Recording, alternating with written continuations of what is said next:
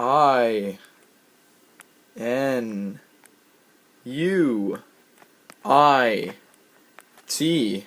What's that spell? Inuit. A project by Taylor Kim and Ben Tucker. Everyday life. Housing. The Inuit lived in houses depending on each season. In the winter, the Inuit lived in houses made from snow called igloos. The igloos were built in a dome shape in a spiral formation from the inside out. Because of the dome shape of the igloo, seal oil lamps called cudlucks were used to light the inside of the igloos.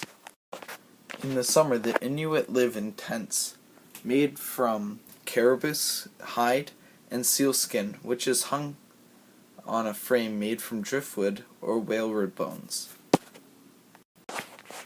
Today, the Inuit live in modern villages, like the rest of the world.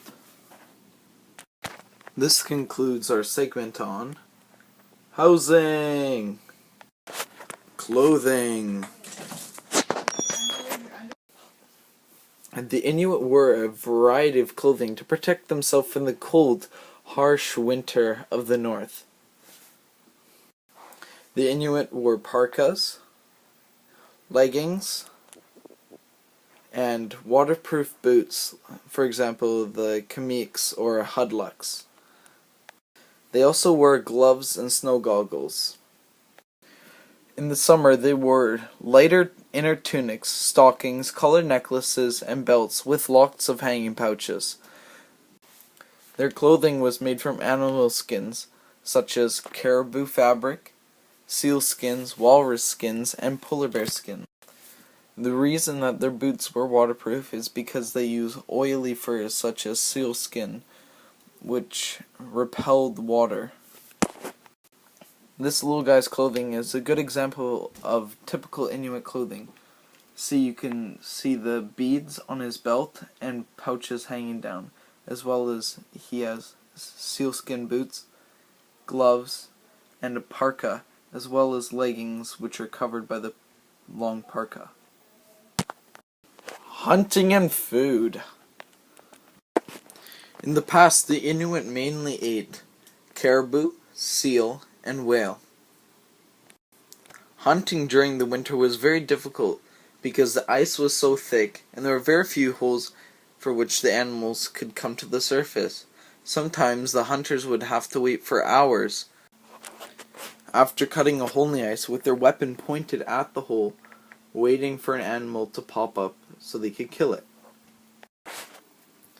Here this man has a special bullet designed for mid-range combat with animals. Here is a harpoon gun, which is mainly used for killing seals. Here we have tools which were used to remove the skin and the meat from the animals. Today the Inuit still hunt, but they use modern weapons such as rifles. The game from hunting would be shared amongst the community with friends and family. Transportation! There were two major forms of transportation that the Inuit used. One of the two forms of transportation was dog sleds. The first Inuit people who came to North America brought dogs along with them. The breed of dog that is mainly used is huskies. The huskies are used to the cold and hunt with their masters. They also are very loyal. The other form of transportation was by boat. The two vessels used were umiaks and kayaks. Kayaks were slim and could only fit one person. They were mainly used for hunting.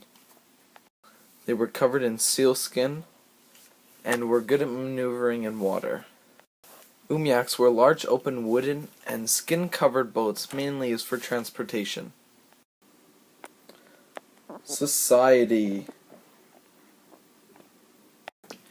The Inuit did not possess a highly organized society. In fact, organization in their society was almost non-existent. and there were no divisions of rank or class. In the past, Inuit tribes could not be viewed as political entities, but more as a generalization for geographical groups, which shared similar languages and customs. Inuit kinsmanship involved 3 generations from both the mother and father's side. Only a few leadership roles exist in Inuit society, centered around the family. The eldest male served as an authority within each. Groups of family formed hunting groups. Within the group, there was no single leader, and decisions were made by consensus. But different leaders would emerge with a number of specific skills, such as navigating during a storm or locating a caribou herd. The size of a hunting group depended on the resources of the area. If there were plenty of game or meat, the groups would contain 6 to 10 families. When food was scarce, the hunting groups would break apart into smaller groups. Today in Nunavut, the Legislative Assembly and Cabinet and the territorial government are public government, not non-ethically based, but still make decisions through consensus. Rules of kinship. While kinship usually applies to people related either by blood or marriage, the Inuit extended their term to include friends, neighbors, and associates. By certain rituals, these individuals all became one's relatives. Spirituality. The Inuit believed in animism. All living things and non-living things had a spirit that included people, animals, inanimate objects, and forces of nature. When a spirit died, it continued living in a different world, the spirit world. The only people that had enough power to control the spirits were the powerful religious leaders, called the shamans, and angagakos. Shamans used charms and dances as a means to communicate with the spirit world. Shamans also wore carved masks, usually resembling animals. While performing rituals, it was believed that the masks held power that allowed them to communicate with the spirits. To appease the spirits, the shamans would make recommendations. They would suggest offering gifts to the spirits, moving away, and sometimes would fine the person for breaking the rules and angering the spirits. Today, most of the Inuit have moved on from their old spirituality and have become Catholic. Thank you for listening to our presentation by Ben Tucker and Taylor Kim. Thank you.